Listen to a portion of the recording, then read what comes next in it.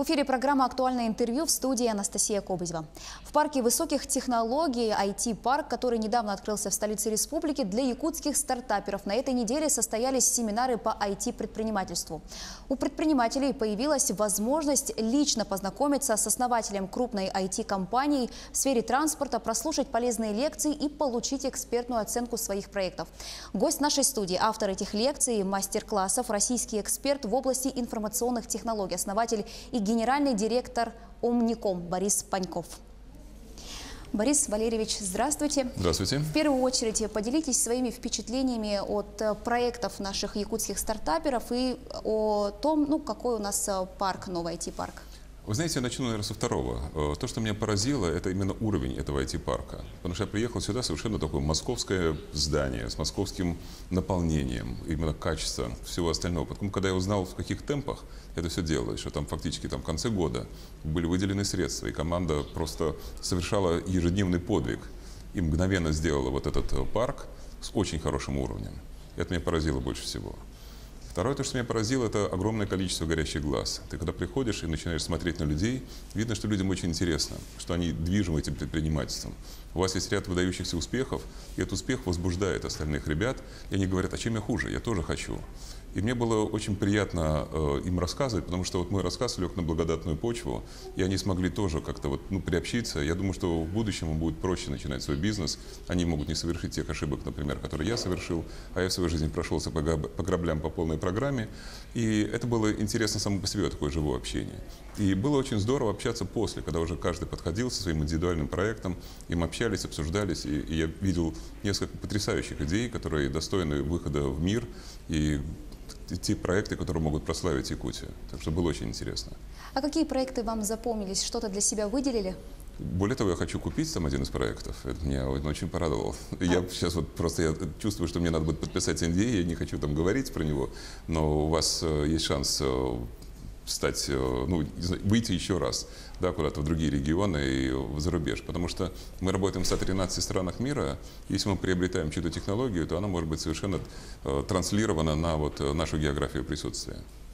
Борис Валерьевич, расскажите, пожалуйста, о вашей компании, чем вы занимаетесь, как и когда вы ее основали? Я основал компанию в 1998 году. У меня был такой кризис середины жизни, мне стало скучно, и мне захотелось чего-то нового. Вообще, я могу сказать, что от хорошей жизни бизнес не начинают. Всегда начинается с того, что вам не нравится жизнь, вы хотите чего-то большего, вам все то, что есть, надоело. Я работал наемным человеком, у меня была хорошая должность, я был начальником отдела мобильной спутниковой связи в классном телеком-операторе, и все было здорово, но что-то происходит в жизни, когда тебе жизнь перестает нравиться. Я подумал, не заняться ли мне бизнесом?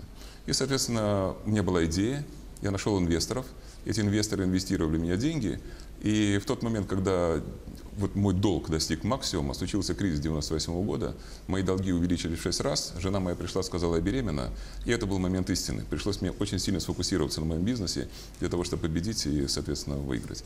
И, возможно, эта сфокусированность, она и позволила сделать лучший продукт, выйти на рынок, мы чемпионы мира в области измерения расхода топлива, и сейчас проникнуть в 113 стран, организовать кучу офисов по миру. Потому что этот толчок, который дал стресс, желание преуспеть, это так и получилось. А как нужно выбрать ту или иную нишу в тот или иной, в какой-то определенный момент? Вы знаете, весь бизнес – это решение проблем клиента. То есть надо смотреть на клиентов, надо понимать, что им нравится, что не нравится. Например, у меня личная проблема: меня за дом заведи, я дорогу обратно не найду. Я подумал, что, может быть, другие люди есть такие же, которые тоже испытывают проблемы с навигацией. Поэтому мы сделали системы, связанные с навигацией. Есть замечательные ребята, которые путешествовали, у которых не было денег, они ездили со своим надувным матрасом. И они сделали огромный такой сервис под названием Airbnb, который сейчас стоит больше $1 миллиарда. То есть надо смотреть на клиентов, надо слушать их. И в один прекрасный момент вы понимаете: вот есть боли клиента. С другой стороны, в мире происходит огромное количество всяких информационных прорывов, технологических и так далее. И на нас как дождь сыпятся всякие разные возможности. И мы начинаем из этих возможностей складывать пазл. А этот пазл решает эту проблему клиента или нет? Если он решает, вот оно, бинго, это и есть бизнес. Давайте сейчас мы это сделаем. И, соответственно, так и находится ниша, в которых мы начинаем работать. Вы уже упомянули, что ваша компания работает в 13 странах мира. 113. 113. Тогда расскажите о географии компании в России. Ну, у нас вся Россия. У нас существует там порядка 100 дилеров, которые продают наши решения, и около 1500 наших партнеров, которые покупают компоненты нашего решения. И, соответственно, мы им помогаем, мы со всеми с ними общаемся. Мы лидеры нашей отрасли, и так что у нас такой достаточно большой пул. Практически в Якутии у нас тоже есть много клиентов. Алроса, в частности, один из наших клиентов. Какова идеальная модель бизнеса для вас? Ну, во-первых, бизнес должен быть, это называется, экологически позитивным. То есть это то, что приносит счастье людям. Потому что есть бизнесы, например, которые выгодные, но которые счастье людям не приносят, например, торговля наркотиками. Все здорово, но это бизнес, который не продается и который не стоит нисколько. Это, мерзкий бизнес. А бывают бизнесы, которые прямую деньги не приносят, но они приносят счастье людям. Например, Википедия. Люди с удовольствием каждый год сбрасываются для того, чтобы Википедия жила дальше. То есть первое и главное, что бизнес должен нести счастье своим клиентам. Это идеальная модель. А как вы подбираете команду? Команда вообще это самое главное в бизнесе. Знаете, есть замечательные книжки по поводу командообразования. Как подбирать команду? Такой есть Мередит Белбин, у него есть книга, называется «Почему одни команды выигрывают, а другие проваливаются». Я вот рекомендую всем почитать, потому что это базируется на таких многолетних исследованиях. И обычно ты подбираешь людей, с которыми тебе хочется работать, которые разделяют твои ценности. При этом ментально люди разные. Я, например, авантюрист. Я люблю достать шашку, побежать вперед и сказать: давай, там мы пойдем туда. У меня есть мой зам, который, наоборот, аналитик, педант и консерватор. И вот мы друг друга уравновешиваем. Он не дает мне уйти в авантюру, я не даю ему закиснуть. И у меня есть еще таких много. Есть очень интересные разработчики, очень интересные маркетологи, которые живут, и вот это все образует эту команду. Это, с течением времени она подбирается. По вашему опыту, с какими сложностями сталкиваются начинающие предприниматели у нас в стране?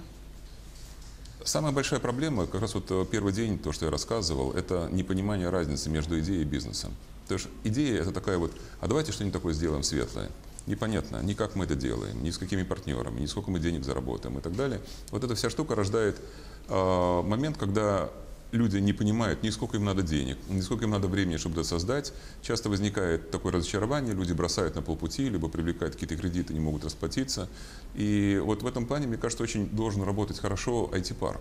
И мы как раз вот общались с ребятами, которые работают в IT-парке, именно по выращиванию этих вот качеств, выращиванию предпринимателей, которые имеют идею, хотят развиваться, и им дают инструменты и менторскую помощь для того, чтобы они могли вырасти свои идеи до уровня понимания, как им создавать этот бизнес. И как раз этому посвящена лекция. Она есть в записи. Я думаю, что IT-парк с удовольствием поделится этим. Каковы, на ваш взгляд, факторы успеха стартапов? Вы знаете, в уставе каждой компании написано, что целью создания компании является извлечение прибыли. Деньги, количество клиентов, абонентская база. В общем, вот это основные вещи. Вот так все просто. То, что вы востребованы, ваш продукт, то есть, опять-таки, бизнес – это удовлетворение боли клиента, да? И если ваш продукт востребован, то с большое количество клиентов, соответственно, благодарные клиенты платят вам деньги, и это и есть мерило успеха бизнеса. А по вашему мнению, чего не хватает начинающим российским предпринимателям? Это такая же история. Собственно говоря, непонимание бизнес-модели. То есть, как они работают, кому что они несут, непонимание болей клиента.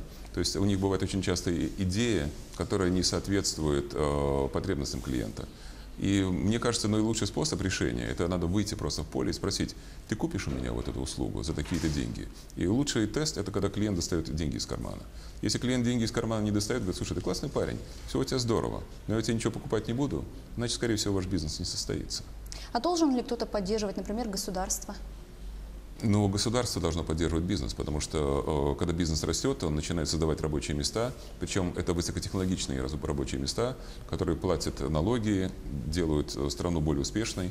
Потому что сейчас основные вещи, которые двигают вперед человечество, это технологии, IT-технологии в частности. И вот предприниматели, которые здесь находятся, они ориентированы как раз в основном на IT-услуги. Это будущий цвет нации, это будущие рабочие места, будущие налоги нашей страны. А как вы оцениваете нынешнюю систему поддержки у нас в стране? Глядя, как она выстроена здесь конкретно, как очень высокую, это безусловно. В разных регионах по-разному, но здесь меня поразил уровень. А в целом по стране? По-разному, в разных регионах по-разному. Бывает где-то какие-то декларации, ничего такого нет.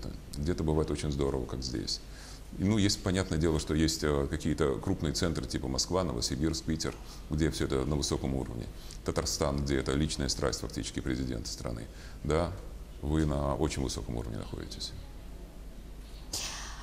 3 совета от Бориса Панькова. Что вы порекомендуете начинающим предпринимателям? Первое – это учиться, потому что всегда есть чему учиться. И наша жизнь такова, что знания постоянно устаревают. И для того, чтобы вы оставались актуальными, надо постоянно набирать эти знания. Второе – это общаться. Вот soft skills, да, это вот такие навыки общения, навыки презентации, умение управлять своим временем. Вот это то важное, то, что должно быть. И самое главное – это верить в себя. Учиться, общаться и верить в себя. Да. Ну, в завершении нашей беседы хотелось бы спросить ваши впечатления в общем о нашей республике. Вы знаете, я сюда приехал и думал, что у меня будут такие неторопливые разговоры за самоваром. Тут такой ритм жизни, который я и в Москве не часто вижу. То есть меня схватили, мне некогда было спать. Первые сутки я спал вообще 2 часа, потому что было масса интересного, куча интересных встреч. И, не знаю, впечатления поразительные. То есть это не такой какой-то дальний регион России, да, в котором такая жизнь остановилась, живем какими-то старыми традициями и так далее. А это очень динамично развивающийся регион. Я приятно удивлен, и я сюда еще неоднократно вернусь. Ну что ж, Борис Валерьевич, огромное спасибо за интересную беседу, что нашли время и пришли к нам в студию, ответили на наши вопросы. А я напомню, что это была программа «Актуальное интервью».